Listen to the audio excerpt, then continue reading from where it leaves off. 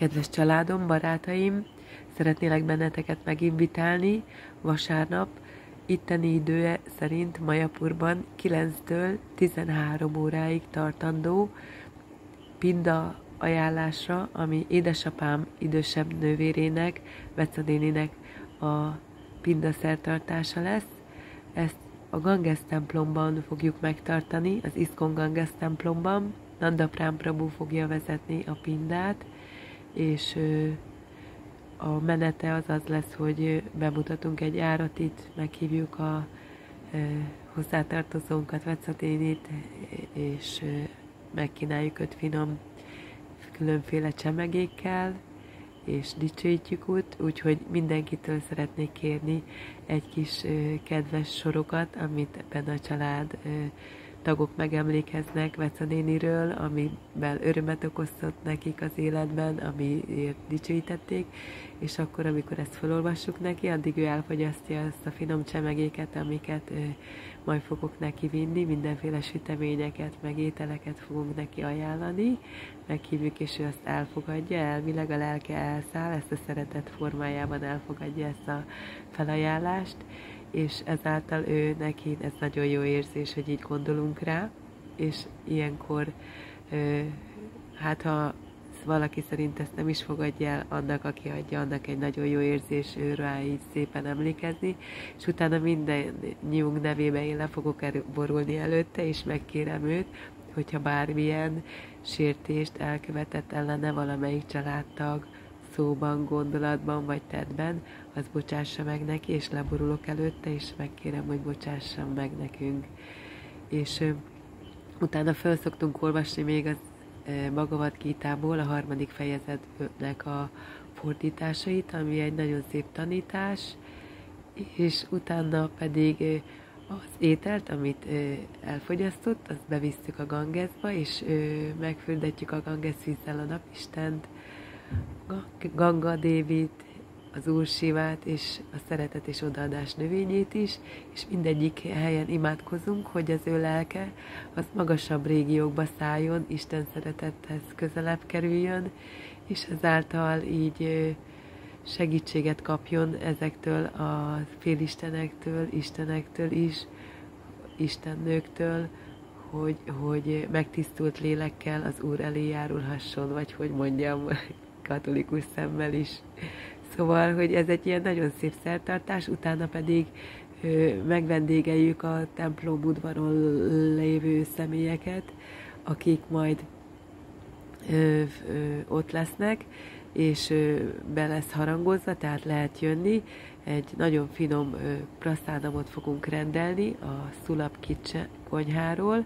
amilyen indiai főétel, úgy hívják, hogy kitri, panírdarabok lesznek benne, sült panírdarabok, sült zöldségek, fűszeres rizses dál, és ez ilyen nagyon finom küriszósszal,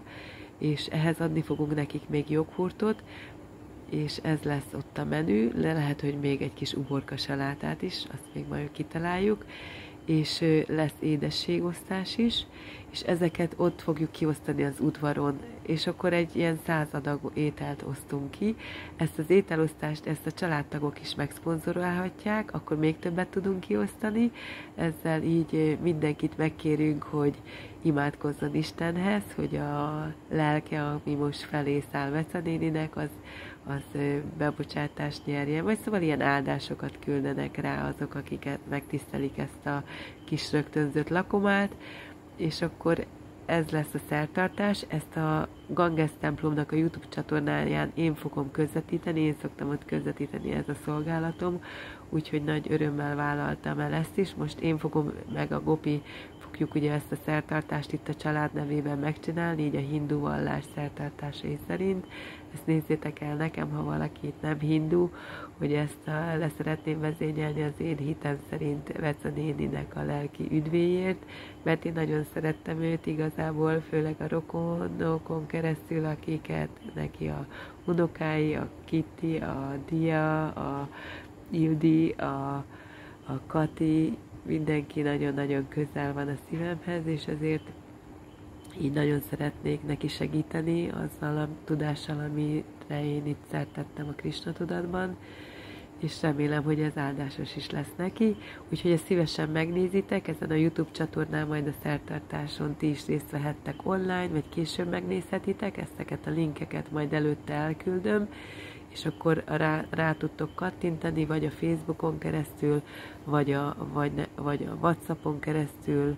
vagy igen, hát szerintem a Facebookon keresztül fogtok ti majd rácsatlakozni, a YouTube csatornának meg lesz osztva ott a linkje, amin majd nézhetitek ezt az élő közvetítést. Úgyhogy erről szerettelek volna benneteket értesíteni. Vasárnap lenne ez az alkalom, 9 órakor, úgyhogy kérlek benneteket, hogy ezt írjátok be a naptárotokba. Úgy tudom, hogy az indiai Majapurban vagyunk, az itteni időszámítás szerint 3,5 órával itt van egy kis időeltolódás, itt később van, tehát ez nálatok még korábban van. Azért azt jelenti, hogy a Veca néni miatt erre a korai szertartásra fel kell kelni ilyen 3:30-kor, vagy később majd megnézhetitek, mert fönt lesz a csatornán megosztva